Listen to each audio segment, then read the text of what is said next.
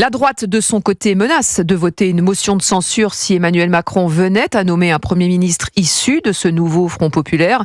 Sans vouloir participer à une coalition gouvernementale, les Républicains veulent proposer un pacte législatif susceptible de rassembler un maximum de députés. Alexandre Chauveau, pour contrer la gauche qui veut imposer un Premier ministre, les Républicains organisent désormais la riposte. Oui, la droite veut se montrer constructive, alors sans entrer au gouvernement, vous l'avez dit, mais par les idées, en soumettant à l'Assemblée des propositions de loi censées répondre aux urgences du pays.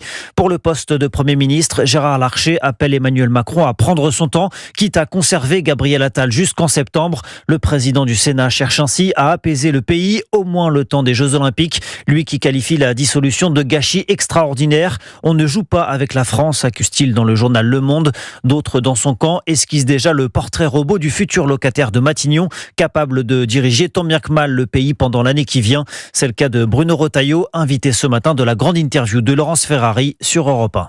Dans l'Assemblée nationale, le jeu politique est complètement verrouillé. Vous devez nommer un Premier ministre en dehors de l'Assemblée nationale. Un profil technique. Pas seulement technique, une stature apaisante, avec des compétences, une expérience qui en impose, une stature morale aussi, qui sortent du jeu politique.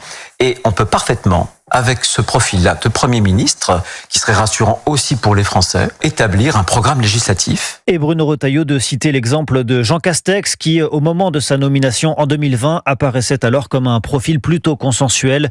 L'un des atouts de la droite, c'est sa majorité au Sénat, sans laquelle aucune loi ne pourrait être votée. Alexandre Chauveau du service politique d'Europe 1.